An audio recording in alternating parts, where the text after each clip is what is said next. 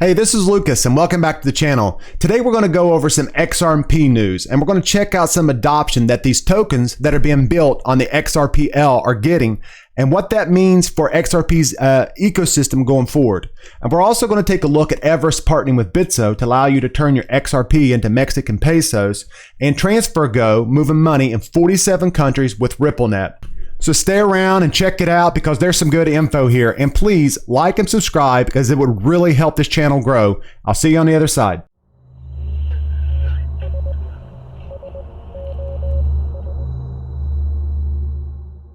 So let's start here today. Let's start talking about Xspectar. It was listed on MEXC yesterday, and this is great news, great adoption. I love seeing these coins getting more liquidity, being put on more exchanges. Yesterday, I actually went over to MEXC. I meant to start an account a couple weeks ago, but I hadn't got around to it. And yesterday, I actually went over and started my account just so I could buy Xspectar.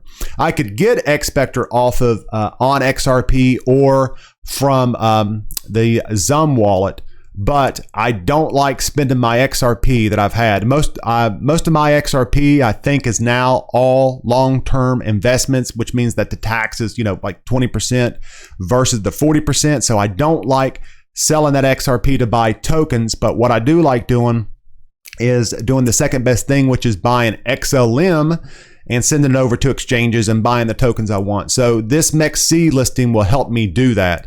And I guess over here on MEXC, they're going to be hosting some events where you have a chance to win some Xspectar. Now, I don't know if I'm too late for those events. I don't know.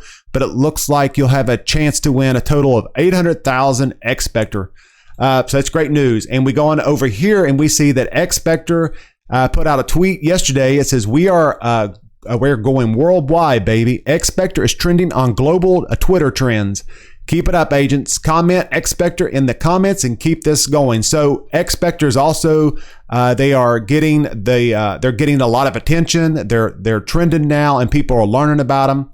And I know over here the Bearable Bull, which is a pretty big channel. He had an interview with the Xspectar team. Now I haven't had a chance to listen to this yet. I think today I'm gonna set aside some time and listen to this. And in the last few days, we've seen a lot of pumping of the price for Xspectar. I know that right now it's down, but over the last 30 days, I think yesterday it had been up at like 60% or something in the last 30 days. It was up a good amount yesterday. I don't remember what it was. But if you look back at around June, we've seen, June 14th, it was 2.5 cents. And what were we at yesterday? 12 cents. That's a big move if you'd have bought at that price. And I could really kick myself for not buying it when I should have a month ago. But, if you go up here and look at the supply, there's only 88 million of them. The price is going to correct. It looks like it's already correcting more. It's down 13% now. So if it goes down a little bit more after this huge pump that it just had in the last week or two, then it'll be a good time to buy some. And now let's move ourselves over to here and we can see a tweet from Casino Coin. It's official. We're sponsoring a tournament in the Malta Poker Festival. Join us in Malta for the Casino Coin Cup, a 2-day poker event starting October 30th. And if we come over here, we see a tweet from Merrick at MerrickTam4. Malta Poker Festival is one of the most exciting poker festivals in Europe. More now for a CSC nation. Since Casino Coin is present not only as a sponsor, but having an official Casino Coin Cup poker tournament at the event. A huge achievement for Casino Coin. And here's what I'm seeing with this. I'm seeing that these XRPL tokens are probably at some point going to be doing the same thing that the Ethereum tokens did back in 2017. In 2017, 2018, the space was flooded with some good, some bad Ethereum tokens, but the coinmarketcap, it was all Ethereum action. Every Ethereum token came out, they blew up. It was all Ethereum. And I think we're starting to see this with this XRPL. I think once this lawsuit's over, there's going to be so much hype for XRP and XRPL tokens. We're really going to see some big movement in some of these coins. And I see that a lot of these tokens like Xspectar, on XRP, Casino Coin, they're making huge moves now. And I think it's going to pay off in the future. And if we look over here, we see a tweet thread by @MollyElmore22. Follow her. She's a new account and she's really got some good information on her Twitter.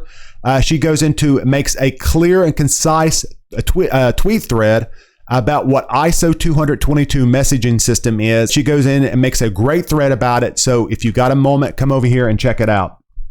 Now let's move our way over to here and we see that Everest, it's a company that's building the mass market crypto economy.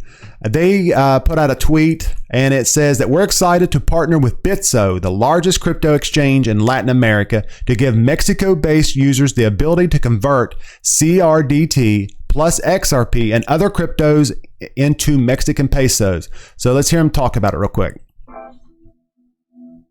I thought I'd just give a quick summary of Everest you can onboard yourself, web or mobile, right? You can eKYC, you can pull in dollars from your bank, right, into Everest, and we hold those dollars on, if you will, the user's behalf.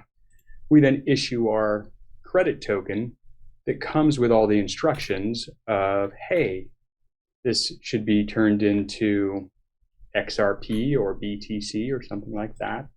And the exchange rate for that should be this into MEXC. We package all of that together and then send it over to your side of the fence. And that's where Bitso does its magic. Correct. So within Bitso, within Everest Bitso account, they're able to convert any type of stablecoin, cryptocurrency that they have into local currency. In this case, directly into Mexican pesos.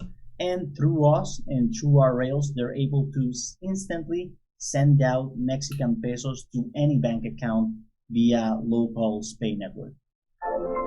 And also we have a tweet from Ripple and it says, RippleNet enables Transfergo to integrate with local banks and financial institutions, which can reduce processing times from a day to just minutes. Let's just check this out.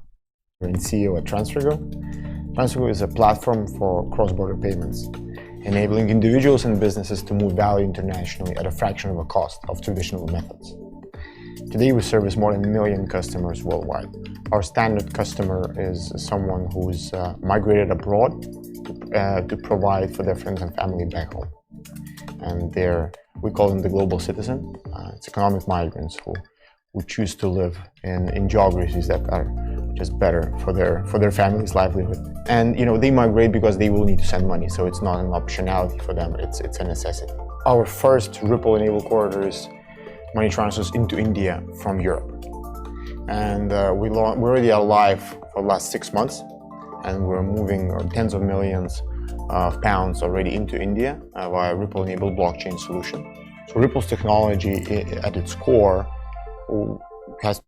Now I kind of want to talk about what he says here at the 43 or 40, the 42nd mark, and I don't know if you can see it here. You've probably heard it, but he says our first enabled corridor money transfers into India from Europe, and that is a huge deal. I just did a video yesterday talking about the remittance market and how these BRICS nations like India and China have huge remittance markets. And if we go over here, it talks further about this. Transfergo offers instant, low-cost global payments with help from Ripple. And it says that the UK-based international money transfer service operating in 47 countries in 22 currencies. That's huge. I mean, you go and if we look, let me see if I can find it here. Oh, here it is. The top 10 remittance markets in the world. India is number one. So we've got a Ripple partner who is making their footprint into one of the largest or the largest remittance markets in the world. And even though there is a lawsuit with the SEC right now, it doesn't matter. I think the lawsuit is irrelevant. We've heard Brad Garlinghouse say something like 95% of their growth is coming from outside of the US. We're seeing most of their growth come from countries like India, China, the Middle East, these BRICS nations, the huge populations of growing middle class. So you're going to see Ripple in a year or two. You're going to see them everywhere. And now I want to take a look at this. And this article, I think to me, it answers a lot of the questions that some of us XRP holders have. It says Australia first reward card program launches, paying rewards in Ripple XRP.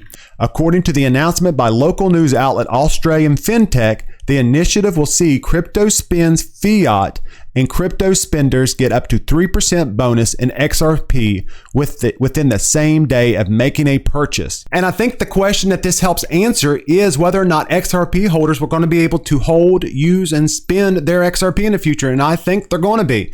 I think that there was a lot of FUD, and I don't think it was intentionally started, but I think the FUD stemmed from when Dilip Rao suggested that retail was noise and it wasn't their target market. If you go back here and look, back in 2020, Japanese pro gamers were agreeing to receive salaries in XRP. It says Japanese securities giant and Ripple partner SBI has recruited 4 more pro gamers to its SBI esports roster, with 3 teams so far all agreeing to receive their salaries in XRP tokens. If you're SBI, would you pay gamers in XRP if you knew that they wouldn't be able to cash out one day? And we also got over here and we see back in 2018, and I remember when this happened at the time, a Ripple-led advocacy group paid DC lobbyists in XRP. I don't remember how much it was at the time. It seemed like it was maybe 10,000 XRP that they would receive. It doesn't sound a lot now, but at the time XRP was probably in the $1 to $1.50 range. So that just shows you that there's too many salaries getting paid in it. And I think that XRP is going to be liquid in the markets just like any other large crypto, like Bitcoin or Ethereum. My plan is to never get rid of XRP. I'm not going to get rid of it. I have a plan to put it and earn interest on it one day and be able to spend it on my Zum wallet. And, if I even thought that there was a hint of a chance that I wouldn't be able to keep my XRP, then I would have sold it long before now. I wouldn't have been in it for so long, and I wouldn't have put so much money into it. I'm not going to worry about forced buybacks. The only thing that I'm going to worry about now is what beach I'm going to spend my XRP from. And let's end on this story. It should give you a glance into the future. It says the Bank of England will be withdrawing legal tender status of paper 20 pound and 50 pound banknotes in just a few weeks' time. And they encourage you to turn them over to a bank or a post office. So what does this tell you? This tells you that they're now starting to pull in all these paper banknotes, and soon a CBDC is to follow. And who do we know has been working with the Bank of England? It's Ripple, of course, and Ripple has also been working with the Digital Pound Foundation, designing a path forward for a CBDC forward future. So your imagination can run wild at what this means for the XRP utility if CBDCs are built on it.